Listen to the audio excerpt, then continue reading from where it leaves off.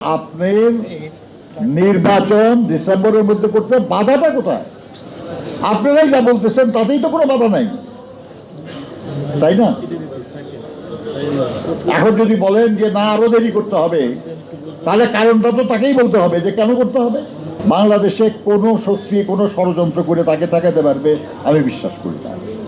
পারবে মনে হয় আপনাদের? কিন্তু তিনি একজন আইন মান্যকারী নাগরিক। উনি চাইলে এমনই পরিস্থিতি হবে যে পরিস্থিতিতে সরকার আইন কার্যকর করতে পারবে না, কিন্তু উনি সেটা চান না বলেই তো বিলম্বটা হচ্ছে। আমরা চাইছি যে যাতে তার বিলম্ব না করতে হয় সেই পরিস্থিতিটা সৃষ্টি হোক আইনের মাধ্যমে। তার বিরুদ্ধে তো কত অভিযোগ করা হয়েছে। আমাদের দেশে কিছু পত্রিকা, কিছু টিভি চ্যানেল তাকে তো এমন এক দানব বানিয়ে ফেলেছিল যে উনি মহা কিছু করে ফেলছে। বিদেশে তার প্রচুর সম্পদ, প্রচুর অর্থবিত্ত ইত্যাদি ইত্যাদি দুর্নীতি অনাচার করে শেষ করে ফেলছে।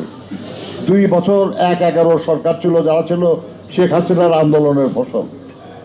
তারপরে 15 বছর শেখ হাসিনা ক্ষমতায় ছিল, তার বিরুদ্ধে কোনো দুর্নীতির অভিযোগ তো প্রমাণ করতে পারে নাই। একটা মতো মামলা সাজা দিয়েছে, সেটাও বিচারিক আদালতে ওনাকে খালাস দেওয়া হয়েছিল, এবং উচ্চ আদালতে ছাত্রলীগের এক সাবেক নেতা বিচারক তিনি তাকে দণ্ড দিয়েছিলেন। টানা 7ম-বারের মতো বেস্ট টিস্যু পেপার ব্র্যান্ড হিসেবে স্বীকৃতি পেয়েছে বসুন্ধরা টিস্যু। আপনি নির্বাচন ডিসেম্বরের মধ্যে করতে বাধাটা কোথায়? আপনারাই যা বলতেছেন তাতেই তো কোনো বাধা নাই, তাই না? এখন যদি বলেন যে না আরো দেরি করতে হবে, তাহলে কারণটা তো তাকেই বলতে হবে যে কেন করতে হবে। সামরিক শাসন জারি করে সংবিধান স্থগিত করতে হবে, তাহলে আপনি অধ্যাদেশের মাধ্যমে সংবিধান পরিবর্তন করতে পারবেন। আর না হলে আপনি সংবিধান পরিবর্তনের জন্য পরবর্তী সংসদের জন্য অপেক্ষা করতে হবে। আমরা বলেছি এটা ছাড়া আর যেসব পরিবর্তন বিটুইন 2 পার্লামেন্ট, 2টা সংসদের মাঝে রাষ্ট্রপতি অধ্যাদেশের মাধ্যমে করতে পারে, আমরা যেসব ব্যাপারে একমত হব সেই সব ব্যাপারে যেগুলো অধ্যাদেশের মাধ্যমে করা যায় করে ফেলেন আপনারা। আর যেটা করা যাবে না, আমরা একমত হব সেগুলো একটা সনদ আকারে লিপিবদ্ধ হোক, আমরা সবাই সেখানে দস্তখত করব, এবং আমরা সবাই প্রতিশ্রুতিবদ্ধ হব যে আগামী নির্বাচনে আল্লাহর মেহেরবানিতে যারাই দায়িত্বে যাক, যারাই মেজরিটি হোক বা মাইনরিটি হোক, যাই হোক, যারা যারা আমরা দস্তখত করব, আমরা সবাই একমত হয়ে সংসদে সেটা অনুমোদন করব। আমরা এই মাসের মধ্যেই 2য় পর্যায়ে আলোচনায় যাব। অর্থাৎ সেটা কি, যে যেসব বিষয়ে আমরা একমত হলাম এটার একটা তালিকাবদ্ধ করা, যদি আরো কিছু করা যায় একমত সেটা করা, করে একটা সনদ তৈরি করা, যাতে করে সেখানে সবাই দস্তখত করতে পারে। সেটা করতে আর কতদিন লাগতে পারে? ম্যাক্সিমাম 1 মাস, 1.5 মাস, এর বেশি তো না, নাকি? And then we sign a document.